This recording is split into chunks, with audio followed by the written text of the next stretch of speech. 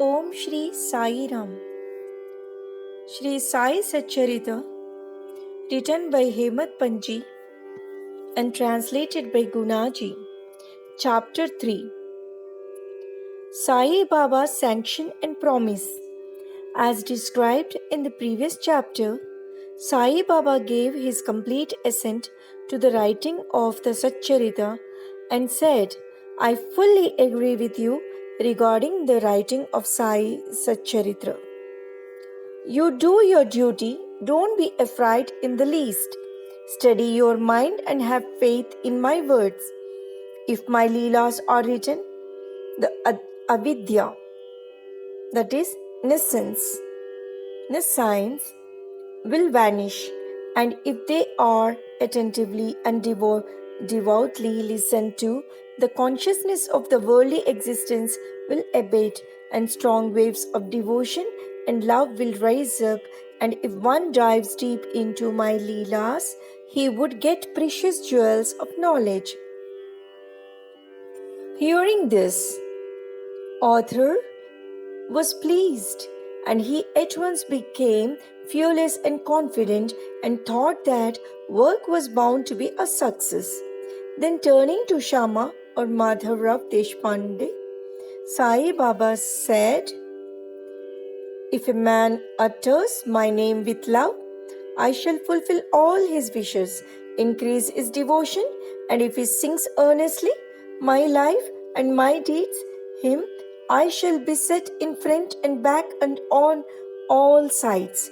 Those devotees who are attached to me, heart and soul, will naturally feel happiness when they hear these stories. Believe me that if anybody sings my leelas, I will give him infinite joy and everlasting contentment. It is my special characteristic to free any person who surrenders completely to me and who does worship me faithfully and who remembers me and meditates on me constantly. How can they be conscious of worldly objects and sensations who utter my name, who worship me, who think of my stories and my life, and who thus always remember me? I shall draw out my devotees from the jaws of death. If my stories are listened to, all the diseases will be got rid of. So hear my stories with respect and think and meditate on them, assimilate them. This is the way of happiness and contentment. The pride and egoism of my devotees will vanish. The mind of the hearers will be set at rest, and if it has wholehearted and complete faith, it will be one with supreme consciousness. The simple remembrance of my name as Sai, Sai will do away with sins of speech and hearing. Different works assigned to devotees. The Lord entrusts different works to different devotees. Some are given the work of building temples and mats or ghats, that is, flights of steps on rivers. Some are made to sing the glories of God. Some are sent on pilgrimages. But to me was allotted the work of writing the Sai Satcharita. Being a jack of all trades but master of none, I was quite unqualified for this job. Then why should I undertake such a difficult job? Who can describe the true life of Sai Baba? Sai Baba's grace alone can enable one to accomplish this difficult work. So when I took up the pen in my hand, Sai Baba took away my egoism and wrote himself his stories. The credit of relating these stories, therefore, goes to him and not to me. Though Brahmin by birth, I lacked the two eyes, that is, the sight or vision of Shruti and Smriti, and therefore was not at all capable of writing the Satcharita. But the grace of the Lord makes a dumb man talk, enables a lame man to cross a mountain. He alone knows the knack of getting things done as he likes. Neither the flute nor the harmonium knows how the sounds are produced. This is the concern of the player. The oozing of Chandrakanta jewel and the surging of the sea are not due to the jewel and the sea but to the rays of the moon. Baba stories are as beacon light.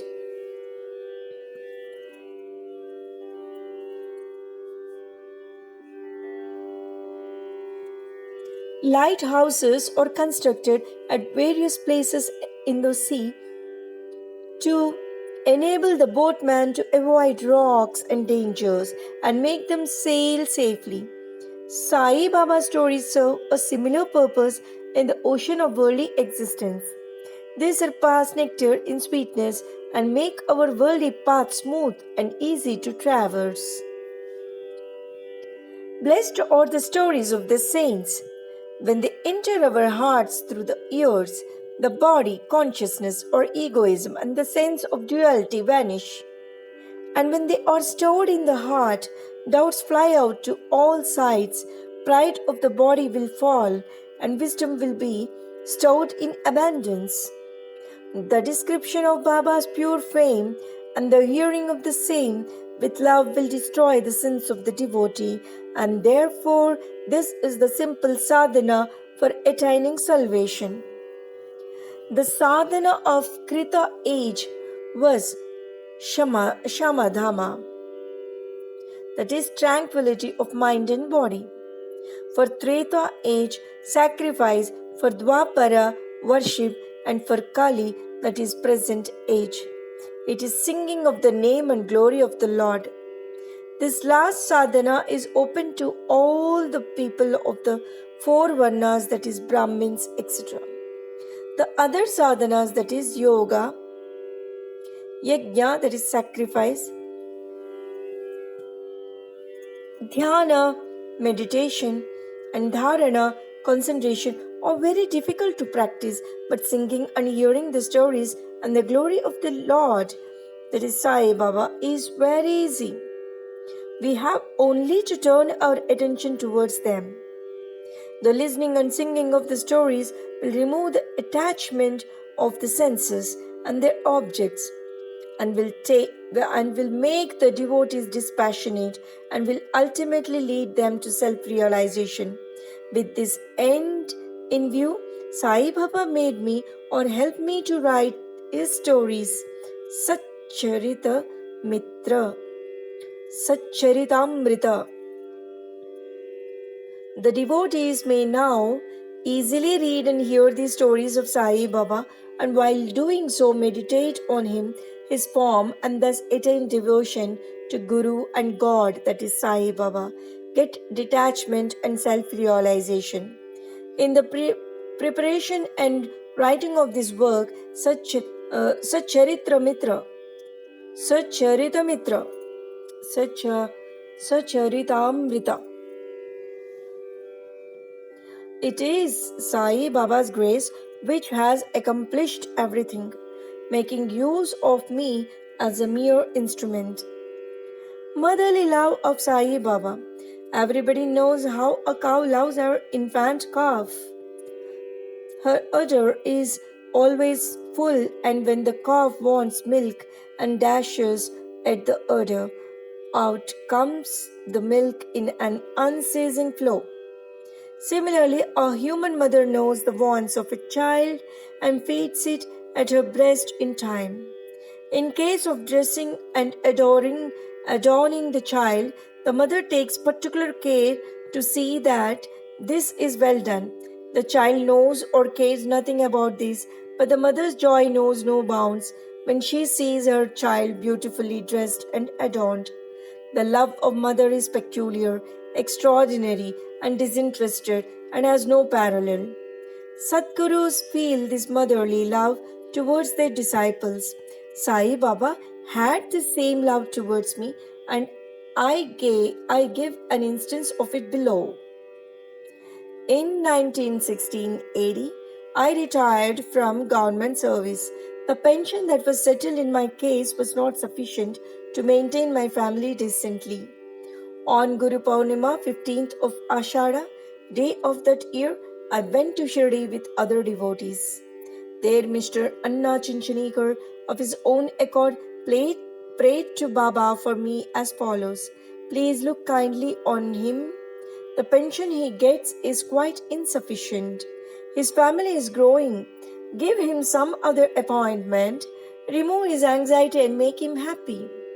Baba replied, he will get some other job, but now he should serve me and be happy. His dishes will be ever full and never empty. He should turn all his attention towards me and avoid the company of atheists, irreligious and wicked people. He should be meek and humble towards all and worship me heart and soul. If he does this, he will get eternal happiness. The question, who is this he, whose worship is advocated, is already answered in a note on Who is Sai Baba in the prologue at the beginning of this work.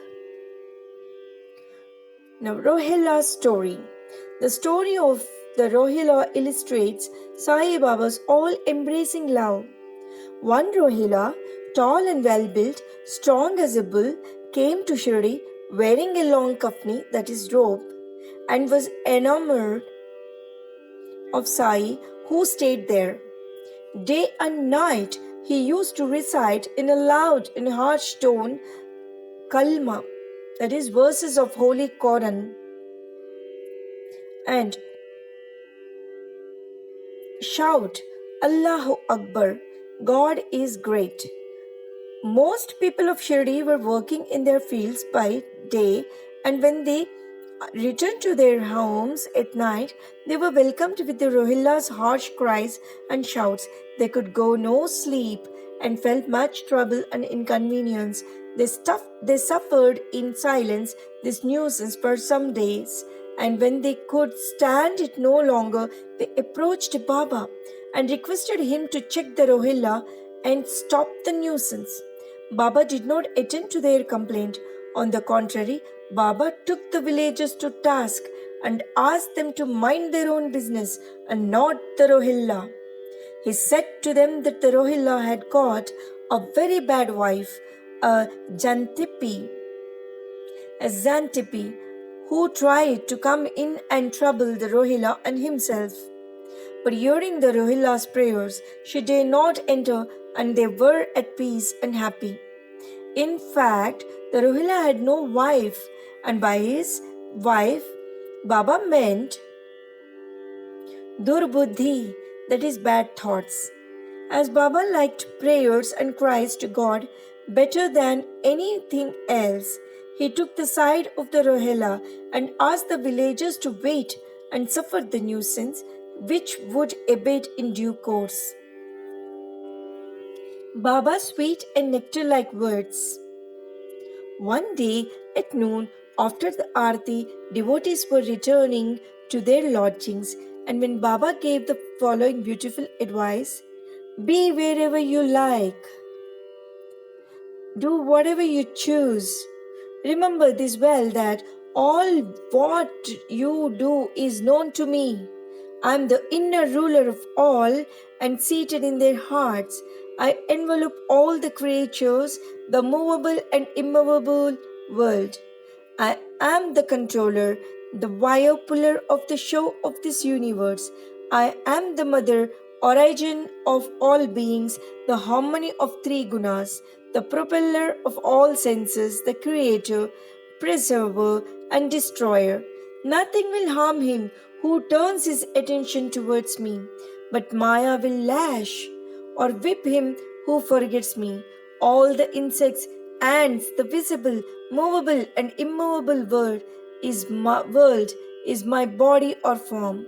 Hearing these beautiful and precious words, I at once decided in my mind to serve no man henceforward, but my Guru only. But the reply of Baba to Anna Chinchanikar's query, which was really mine, that I would get some job, began to revolve in my mind, and I began to think whether it would come to happen. As future events showed, Baba's words came true, and I got a government job, but that was of short duration. Then I became free and solely devoted myself to the service of my Guru Sai Baba. Before concluding this chapter, I request the readers to leave out the various hindrances, that is, indolence, sleep, wandering of mind, attachments to senses, etc., and turn their whole and undivided attention to these stories of Sai Baba. Let their love be natural.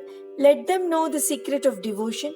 Let them not exhaust themselves by other sadhanas. Let them stick to this one simple remedy, that is listening to Sai Baba's stories. This will destroy their ignorance and will secure for them salvation. A miser may stay at various places, but he always thinks of his buried treasure. So let Sai Baba be enthroned in the hearts of all. In the next chapter, I shall speak of Sai Baba's advent in Shirdi. Bow to Sri Sai, peace be to all. Om Sri Sai Ram.